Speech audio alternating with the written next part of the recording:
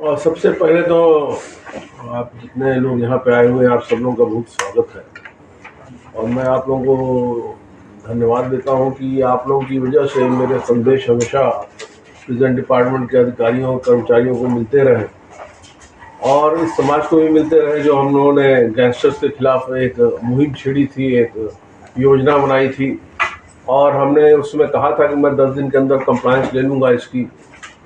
और जो हमने योजनाएं बनाई हैं गैंगस्टर कल्चर को चेक करने के लिए, उस पर नकेल डालने के लिए, तो मैं आप लोगों को ये बताना चाहता हूँ, बड़ी प्रसन्नतापूर्वक बताना चाहता हूँ, हर्षपूर्वक बताना चाहता हूँ कि हमारी 100% कंप्लायंस हमको मिल गई है।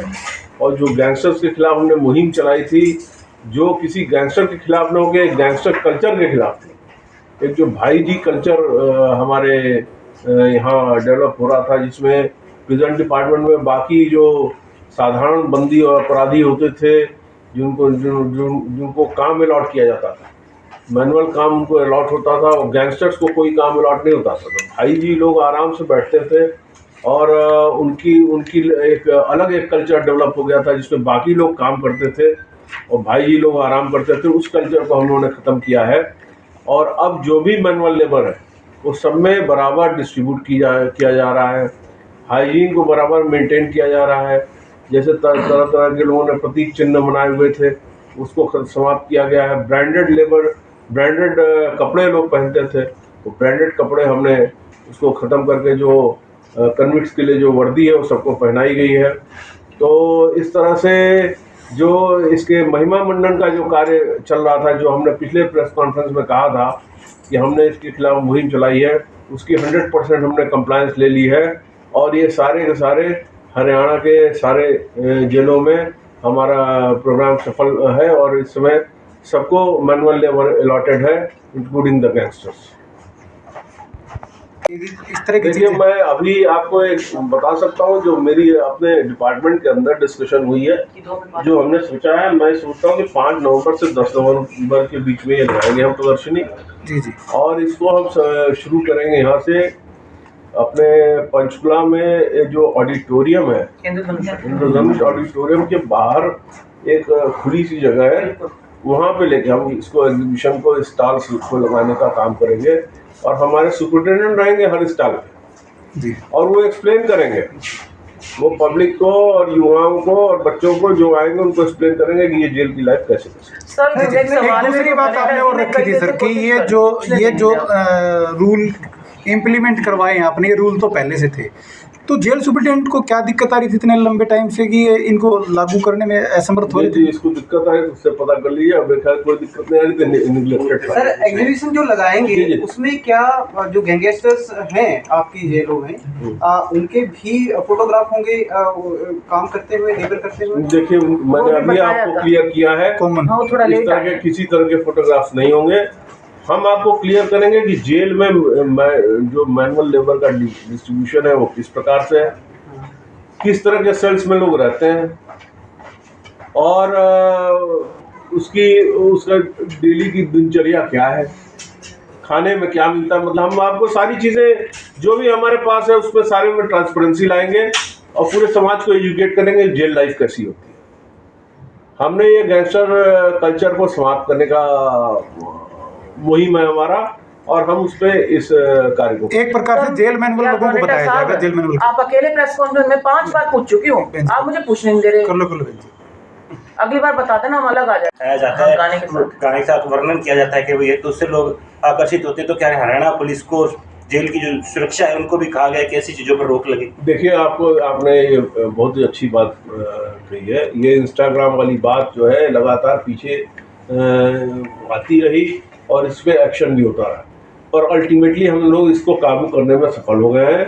इस समय आपने लेटेस्ट नहीं देखा होगा कि पिछले 3 महीने में कोई भी वीडियो या कोई भी इंस्टाग्राम का जारी हुआ हो। इसको हमने काफ़ी अच्छे से कंट्रोल किया है। अंदर मोबाइल की चलने की कोई भी सूचना आपको कभी प्राप्त नहीं होगी। दूसरा, हमने जो इंटरनेट एक्सेस दे रखा है पिक्स चलने के लिए और सारी चीज़ें चलने के लिए, ITI के क्लासेस चल रहे हैं उनको चलने के लिए, उसका दुरुपयोग ना हो इसकी हमने पूरी सुरक्षा व्यवस्था में कोई भी कमी या खामी नहीं छोड़ी है। और इस तरह से उसकी व्यवस्था कर रखी है कि किसी भी चीज़ का कोई मिसयूज ना होने पाए। और जो इंस्टाग्राम अकाउंट्स वगैरह की जो पहले शिकायत मिलती थी वो सारी बंद करा दी गई। तो इस तरह से गैंगस्टर्स को हमने काफ़ी काबू कर लिया है। अब आपको कभी कोई इस तरह गाना नहीं मिलेगा और कोई भी गैंगस्टर अपनी महिमा मंडन करते नहीं मिलेगा, क्योंकि अगर करते मिलेगा तो उस पर नियम हम और दबा के इस्तेमाल करेंगे। हमने मतलब जेल के अंदर से किसी भी गैंगस्टर को हमने कोई भी छूट नहीं देनी है, किसी भी प्रकार की कोई छूट नहीं है और हर तरीके से सख्ती की गई है। पहले इस तरह की बातें होती थी कि कोई सुरक्षा व्यवस्था में कोई कमी निकल गई, खामी निकल गई, कोई इस तरह की चीज़ें हो गई कि भाई जी कल्चर चल रहा है और लोग मिलने आ रहे हैं और तमाम तरह की चीज़ें। अब जो मुलाकात का समय है और जिस तरीके से मुलाकात तय हो रखी उसी हिसाब से लोगों की मुलाकात होती है, उसी हिसाब से वकील से कंसल्टेशन होता है और इस तरह की इंस्टाग्राम अकाउंट वाली मिसयूज की सारी संभावनाओं को समाप्त कर दिया। एक सर आपने पिछली बार जानकारी दी थी कि ऐसा नहीं है, जिसको आप जानते नहीं है उसके आप नहीं, इसीलिए मैंने आपको इसीलिए तो एक्सप्लेन कर रहा हूँ। जिसको आप जानते नहीं है इसलिए उसका कंपैरिजन आप नहीं कर पाते हैं और जिसको आप जानते हैं उसी का कंपैरिजन करते रहते हैं। सब नियमों के अनुसार सबको मिलता है। एक सर पंजाब सरकार ने जेलों में व्यवस्था शुरू की थी और देश का पहला राज्य था कि जहाँ पर कैदियों को ये व्यवस्था या ये दिया गया था कि वो परिवार के साथ अकेले में मुलाकात कर सकें 1 या 2 घंटे। क्या कुछ ऐसा विचार हरियाणा में? जरूर हम इसको आगे कंसिडर करेंगे। अभी तो कार्य चल रहा है, आगे हम इसको कंसिडर कर लेंगे। पर आपने चूंकि जरूर नाम लिया है तो मैं आपको ये बता दूं, जब भी कंपैरिजन होता है तो हरियाणा के जेल में जितने एक्सपेरिमेंट वेलफेयर के किए गए हैं और जितने ITI और पॉलिटेक्निक और ढेर सारी चीज़ें की जो कामयाबी हरियाणा में वो अग्रणी है। हर जगह प्रश्न किया, मैं खुद इस चर्चा को करना चाहता था। सुरक्षा का इसमें बहुत इम्पॉर्टेंट इशू है। इसमें जब भी हम मैनुअल लेबर की बात करते हैं तो 2 ही इश्यूज रहते हैं इसमें। एक तो एस्केप नहीं होना चाहिए और दूसरा जो है वो बेसिकली वो हेल्थ के लिए हैजार्डस नहीं होना चाहिए। कि अगर कोई नहीं हेल्थ के लिए हैजार्डस है, जैसे मान लीजिए कोई इलेक्ट्रिक का काम है, किसी को आता नहीं, आपने लगा दिया तो उसको शॉक लग सकता है।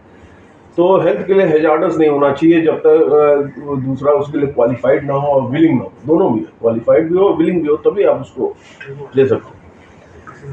तीसरा इसमें जो मेन इशू है वो आपने बहुत अच्छा प्रश्न उठाया कि इनकी आपस में राइवलरी होती है।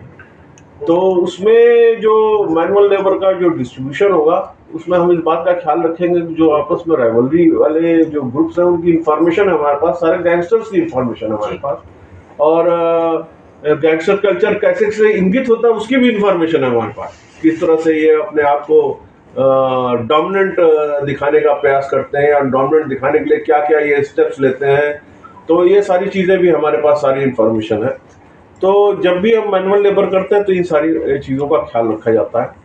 और जो गैंगस्टर्स को हम बाहर ले आके काम करा रहे हैं या कुछ कर रहे हैं तो हम इसमें पक्का ख्याल रखेंगे कोई एस्केप की घटना हो। अगर सारे गैंगस्टर्स को हम एक साथ टैकल कर, नंबर काफ़ी हो रखा है, तो अगर एक साथ हम सबको टैकल नहीं कर सकते तो हम फेजेस में टैकल करेंगे, पर हम गैंगस्टर कल्चर को नहीं चलने देंगे। नहीं चले, काम तो करना पड़ेगा, मैनुअल लेबर को करना पड़ेगा। ये भाई जी culture is over in Haryana jail, it is finished, days are gone. Sir जब कैदी को पेशी पे लेके जाया जाता है किसी गैंगस्टर